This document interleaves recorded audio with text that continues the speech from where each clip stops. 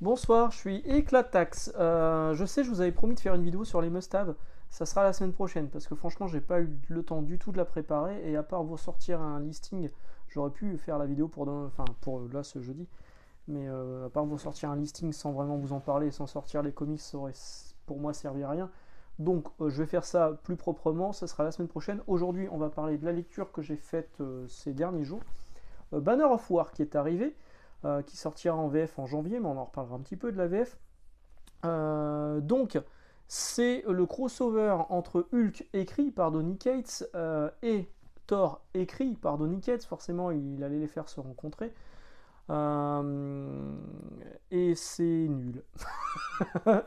Voilà, voilà, merci, à bientôt. Alors, couverture de Gary Frank, c'est pas du tout Gary Frank à l'intérieur, je le connaissais pas ce dessinateur, mais il a un nom rigolo, un peu comme Marco Checchetto a un nom rigolo. Lui, il s'appelle Martin Coccolo. Est-ce que ça serait pas un pseudo de Marco Checchetto? Je ne sais pas. Martin Coccolo, en tout cas, il a un style qui est pas moche, hein, mais qui n'est pas non plus révolutionnaire. En fait, ça ressemble un peu justement à du Marco Checchetto, mais sans le génie de Keketo. Voilà. Donc c'est Hulk et Thor qui se mettent sur la gueule pendant tout le truc. Il y a un moment c'est Hulk qui gagne, il y a un moment c'est Thor qui gagne. À la fin, tout le monde est content et c'est terminé. Ça n'a rien apporté. Je vais vous parler de la VF tout de suite parce qu'il y a des trucs que j'ai trouvé un peu ridicules dans la VF. Donc là-dedans, vous avez Hulk, Hulk versus Thor Banner of War Alpha, qui est un numéro spécial introductif. Vous avez Thor 25, Thor 26, Hulk 7 à 8. Donc, c'est la suite directe du premier 100% Marvel de Hulk qui est sorti en France. C'est pas la suite directe du Marvel Deluxe de Donny Cates. Si vous lisez le Marvel Deluxe le Thor de Donny Cates, c'est pas la suite directe. C'est par contre cohérent par rapport, si vous lisez le Thor de Donny Cates dans Marvel Comics, ok, vous êtes à jour, mais si vous ne lisez que le Marvel Deluxe du Thor, ben, ça va pas aller en fait, parce que le Marvel Deluxe, il va jusqu'à l'épisode 12. Effectivement, il y a de l'avance sur Marvel Comics, donc en janvier, les gens qui veulent lire la suite de Thor, bah, vous pouvez le prendre, parce que ça sort en 100% le 11 janvier pour 19 € quand même. Là, on est sur du 17,99 $. Donc, en gros, si vous avez lu le tome 1 de Hulk en 100% Marvel, la suite, elle est effectivement là-dedans. Est-ce qu'elle est importante?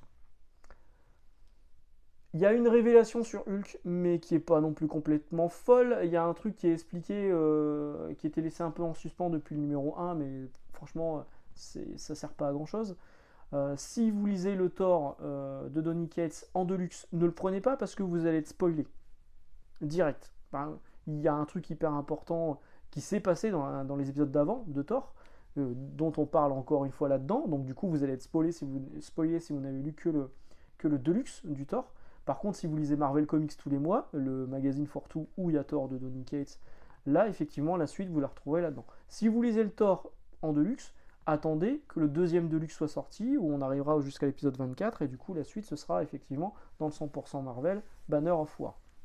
Maintenant, Panini a écrit en fait que c'était une saga essentielle. Non. Évidemment, ils veulent vendre leur bout de papier, mais c'est pas du tout une saga essentielle.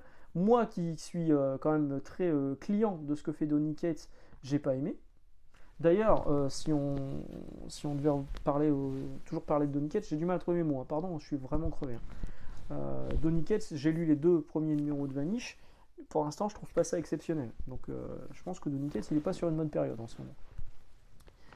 Donc, qu'est-ce que je disais? Ouais, une saga essentielle, non, pas du tout. Il précise également qu'il y aura son lot de révélations, une saga essentielle avec son lot de révélations. Non. Il y a une révélation sur Hulk qui est un peu osef. Thor, par contre, il y aura une conséquence.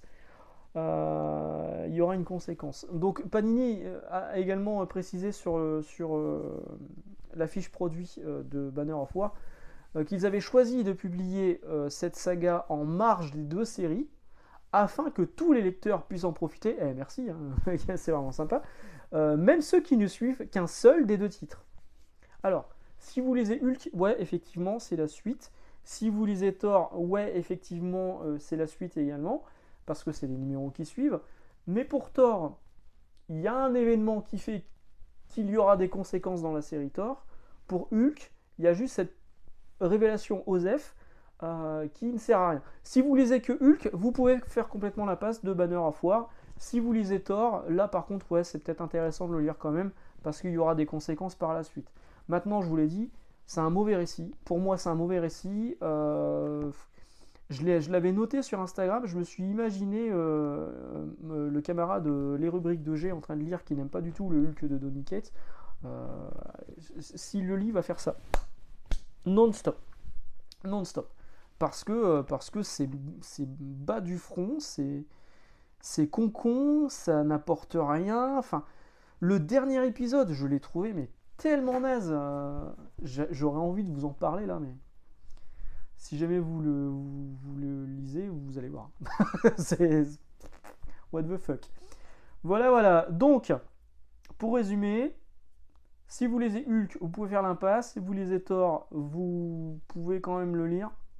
En fait, idéalement, essayez de le trouver d'occasion, ou alors empruntez-le à quelqu'un, parce que c'est un mauvais récit et c'est pas du tout une saga essentielle comme essaie de nous le vendre Panini pour 19 € en janvier. Voilà, excellente journée, excellente lecture, mais pas sur Banner of War. On se retrouve dès samedi pour parler un petit peu de manga et on se retrouve dimanche pour parler du Free Talk Comics. Ciao!